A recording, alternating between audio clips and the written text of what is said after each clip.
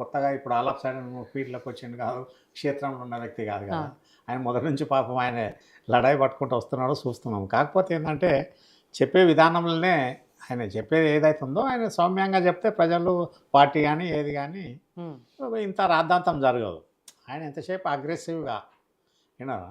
అగ్రెసివ్‌గా మాట్లాడడము, ఒక క్యాస్ట్‌ను ఇది చేయడం అన్న దాని మీద అదొకటి. కరెక్టే ఈయన ఏదైతే ఉందో శాంతియుతంగా బీసీలకు పరంగా తీసుకుపోవడము సమంజసమే. హ్మ్. ఆయన చెప్పేదైతే ఉందో అనాలైసిస్‌లా టోటల్‌గా ఈ రకంగా అన్యాయం జరిగిందన్నది వన్ బై వన్ ఎక్స్‌ప్లెయిన్ చేసుకురావాలి.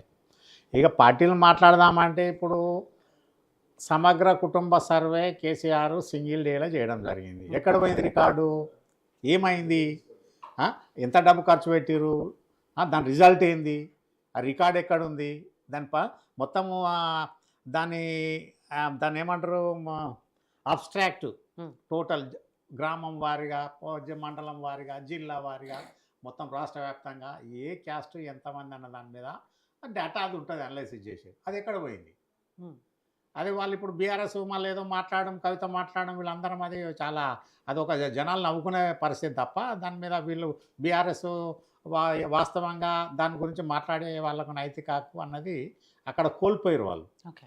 ఇకపోతే కాంగ్రెస్ వీళ్ళు క్యాస్ట్ సర్వే చేయడం అన్నది అదొకటి చట్టబద్ధత లేనిది ఏదో అగాధము మన మన అడవిలో అన్నం తిని ఆకులతో మూతులు తుడుచుకున్నట్టు అది ఒక ఒక నియమ నిబంధన లేని పద్ధతిలో అది సర్వే చేయడం అన్నది అది సమంజసంగా లేదు. హ్మ్. ఇక ఒక క్యాస్ట్ సర్వే అన్నప్పుడు ఒక బీసీ అని చేయవద్దు.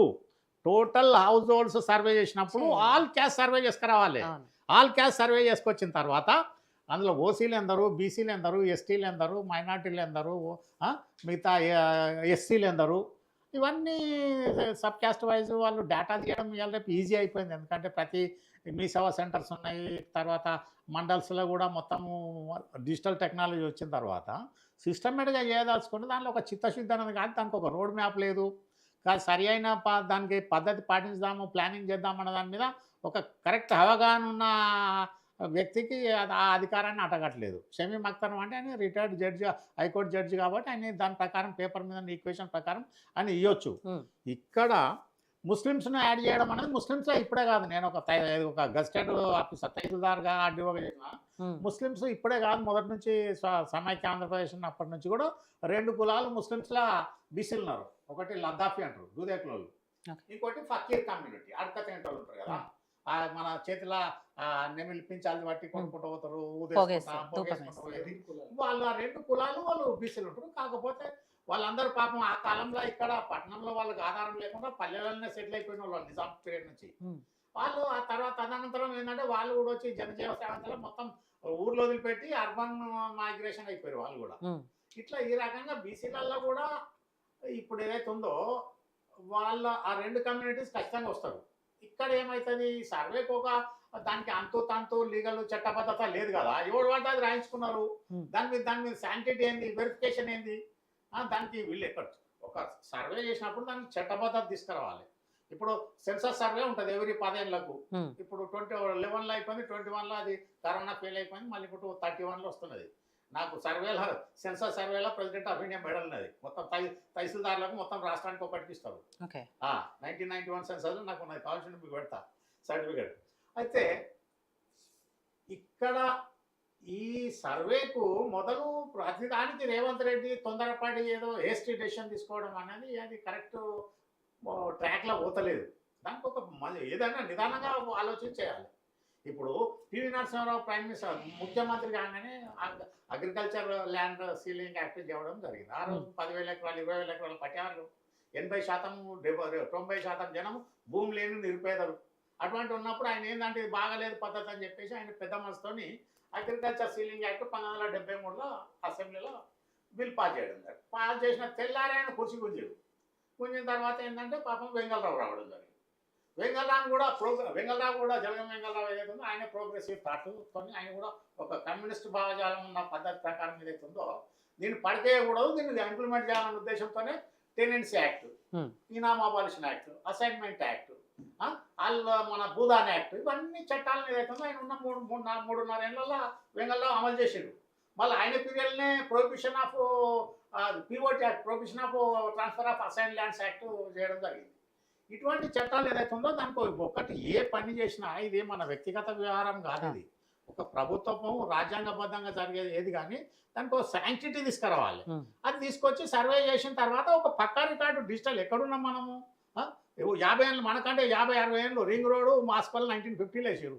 చైనా మన సింగపూర్లో 50 ఏళ్ళ కింద 1990లో 50 ఏళ్ళ తర్వాత ఎయిర్ ట్రాఫిక్ ఎంత ఉంటుంది అన్న ఉద్దేశంలో టర్మినల్ 1, 2, 3 కట్టిరు. ఇవాళ థర్డ్ టర్మినల్ కూడా ఫుల్ అయిపోయింది ఫ్లైట్లకు. ఆ సిస్టంలో పోవాలన్నది ఉద్దేశం. మన రాజీవ్ గాంధీ ఎయిర్పోర్ట్ కట్టారు 2008లో, నా పీరియడ్లో ఇనాగ్రేషన్ అయింది. సోనియా గాంధీ వచ్చి చేసింది. నెల రోజుల దాకా మళ్ళీ దానికి ఆపరేషన్ పర్మిషన్ రాలేదు. అయితే మళ్ళీ తర్వాత ఇప్పుడు ఎక్స్టెన్షన్ 1 by 1 ఎక్స్టెన్షన్ అవుతుంది. మన దగ్గర ఏదైతుందో ప్లానింగ్ అన్న దాని మీద, ప్లానింగ్ డిపార్ట్మెంట్ మీద వాళ్ళకి అధికారాలు ఇస్తలేరు. ప్రతి ఒక్కరు వచ్చి ఎగ్జిక్యూటివ్ అథారిటీ దాంట్లో ఈ పొలిటికల్ అథారిటీ ఏదైతే ఉందో లెజిస్లేచర్ అథారిటీ చేతులు తోడుస్తారు అన్నట్టు. ఇట్లా చేయాలి అట్లా చేయాలి. ఇప్పుడు దానికి లైవ్ ఎగ్జాంపుల్ కాళేశ్వరం. నిన్న కాక మొన్న గిన్ని ఖర్చులు అయిందన్నాడు, అందరిని తెల్ల ముఖం వేసుకొని వచ్చినది నిన్న మనం చూసినాం. ఇక్కడ తీన్మార్ మల్లన్న ఎక్స్పోజ్ చేయాలంటే ఆయన బీసీల పక్షంగా ఏదైతే ఉందో నిరాడంబరంగా నిజాయితీగా కొట్లాడిని పర్వాలేదు. కాకపోతే దాని మీద ఒక సిస్టమేటిక్ రోడ్ మ్యాప్లో ఆయన ప్లానింగ్ చేసుకొని బీసీ థింక్ ట్యాంక్తో ఎట్లా అధికారం రావాలని ఉండాలి. కాకపోతే ఏంటంటే దౌర్భాగ్యం 77 ఏళ్ళైనా కానీ ఒక బీసీ ముఖ్యమంత్రి పదవి రాలేదు. అది సమంజసం, అది వాస్తవం. ఇవాళ దేశం ప్రధానమంత్రి బీసీ అయ్యిండు, దాంట్లో క్యాబినెట్లో 27 మంది కేంద్ర మంత్రులు బీసీలు ఉన్నారు. ఇటువంటి దాని మీద ఈ ప్లానింగ్లో ఏదైతే ఉందో ఇక్కడ ఏమైందంటే 134 బీసీ కులాలలో ఐక్యత లేదు. మెయిన్ ప్రాబ్లం అది, సమైక్యత ఉండదు వాళ్ళకు. ఇక్కడ ఏదైతే ఉందో అందులో మెయిన్ క్యాస్ట్లు ఏమున్నాయంటే ఇప్పుడు గౌడ్స్, యాదవ్స్, తర్వాత ఇంకోటి మున్నూరు కాపు మెయిన్, తర్వాత ముదిరాజు. ఈ 4 క్యాస్ట్లు ఏం చేస్తున్నాయంటే ఓవరాల్ అన్ని డామినేట్ చేస్తున్నాయి. వీళ్ళు మిగతా వాళ్ళు ఎందుకు కోఆపరేట్ చేస్తారు? ఇంటర్నల్ ఏదైతే ఉందో మనం చెప్తే కదా, రీసెర్చ్ చేస్తే ఒక ఎంటకాయ మీదకి ఎక్కితే ఇంకో ఎంటకాయ కిందికి వస్తుంది అన్నట్టు, ఓపెన్ లేకుండా ఆ టైప్లో బీసీలలో యూనిటీ రావడం కొద్దిగా కష్టం. కాబట్టి ఇక్కడ తీన్మార్ మల్లన్న కాంగ్రెస్ ఆయన ఇప్పుడు పార్టీలు గడికి మారుతుంటే ఏంటంటే ఆయనకు ఉన్న క్రెడిబిలిటీ కూడా పోతుంది.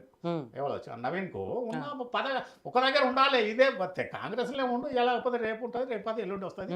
పట్టుకొని ఉన్న వాళ్ళకి ఒక రోజు ఏదో ఉంటుంది. అంతేకాదు గుట్ట కింద సంతర్పణ, గుట్ట మీద సంతర్పణ, మీద తిందామని వారు కాడైపోతుంది, కిందికి వచ్చేవారు ఈడైపోతుంది.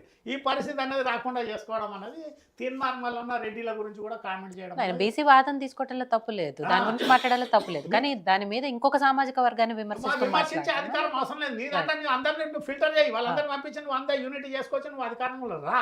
నిన్ను ఎవరు వద్దనలేరు కదా, రాజ్యాంగం నిన్ను నీకు పర్మిషన్ ఇస్తుంది అని నీ ప్రజలు ఓటేస్తే ఓట్ బ్యాంక్ లో డిసైడ్ చేయి. అది వదిలిపెట్టేసి నువ్వు క్యాస్ట్ మీద తిట్టినంత మాత్రం మిగతా అయ్యేదో కూడా జై జై అనుకుంటారు.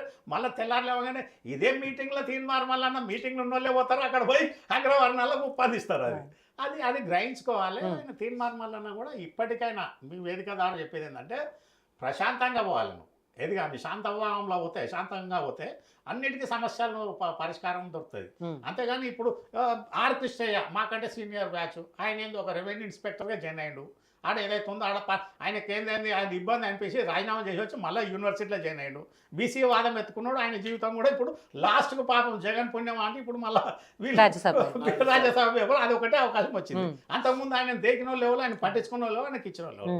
కాకపోతే ఆయన ఇచ్చింది ఆయనకు అప్పుడు ఆ కాలంలో ఆయనకు అంత అడ్వాంటేజ్ లేదు. ఈ సోషల్ మీడియా కానీ, ప్రింట్ మీడియా కానీ, డిజిటల్ మీడియా అప్పుడు సపోర్ట్ లేదు.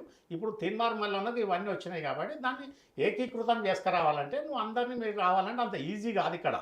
ఇక్కడ ఏంటంటే డివైడ్ అండ్ రూల్. బ్రిటిష్ వాడే ఇక్కడ 600 సామ్రాజ్యాలను ఏదైతే ఉందో దాన్ని ఏమంటారు సంస్థానాలను ఈ చిన్న భిన్నం చేసి లాస్ట్కి వస్తే మళ్ళీ పటేల్ వచ్చిన తర్వాత యూనిటీ అయిపోయింది. అందుకోసము తీన్మార్ మల్లన్న కూడా ఆయన మీద కాంగ్రెస్కు పెద్ద కష్టమేం కాదు. ఒకళ్ళు పోతే అదో పెద్ద థింక్ ట్యాంక్ లాగా అన్నట్టు, అందులో అన్ని మొసళ్ళే ఉంటాయి. అన్ని మొసళ్ళు పెద్ద పెద్ద ఏనుగులే ఉంటాయి. అవన్నీ వాళ్ళు దాంట్లో కాంగ్రెస్లో స్వాతంత్రం ఎక్కువ, ఫ్రీడమ్ ఎక్కువ, ఇవ్వలేదు మాట్లాడినా నడుస్తుంది. జగ్గారెడ్డి ఒకటి మాట్లాడతాడు, రాజగోపాల్ రెడ్డి ఒకటి మాట్లాడతారు. దాన్ని పట్టించుకునే వాళ్ళు ఉండరు. కామన్ థింగ్ ఉన్నదాన్ని అన్నీ ఉంటుంది. కాకపోతే ఇప్పటి కూడా తీన్మార్ మల్లన్న ఆయన నేచర్ని చేంజ్ చేసుకోవాలి. స్వామి వివేకానందుడు ఒకటే చెప్పిండు, మనిషికి జంతువుకు తేడా ఏంది? జంతువుకు భగవంతుడు అవకాశం ఇవ్వలేదు, మనిషికి అవకాశం ఇచ్చింది. ఏంటిది? అది సహజ ప్రవృత్తిని మార్చుకునే అవకాశం భగవంతునికి ఇచ్చింది కాబట్టి మార్చుకోవచ్చు అన్నది ఆయన చెప్పిండు. ఎప్పుడు 150 ఏళ్ళ కింద.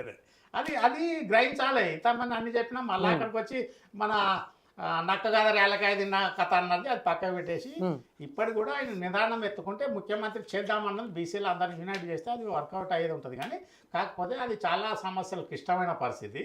ఇన్నేళ్ళైనా కూడా ఇక్కడ బీసీ ఒకసారి ఉప ముఖ్యమంత్రి చేశారు. ఎవరు చెవిటి జగన్నాథరావు నర్సాపూర్ అసెంబ్లీ కాన్స్టిట్యున్సీ నుంచి, అప్పుడు చెన్నారెడ్డి తర్వాత అంజయ్ ప్రియన్ అనుకుంటా, ఆయన ఒకటే ముఖ్యమంత్రి ఉప ముఖ్యమంత్రి చేసిన మళ్ళీ ఎవ్వరికి ఇచ్చిన దాఖలాలు. Okay right. సో శివకుమార్ గారు, తిరుమల ఎపిసోడ్ పక్కన పెడితే సైంధవుడు గురించి మాట్లాడదాం.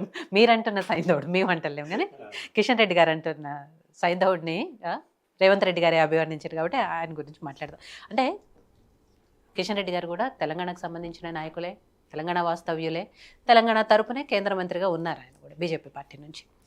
ఆయన రాష్ట్రానికి రావాల్సిన, ఆయన సొంత రాష్ట్రమే కదా, ఆయనకు కూడా ఉంటుంది. అట్లాంటి ఆయన సొంత రాష్ట్రానికి రావాల్సిన నిధుల్ని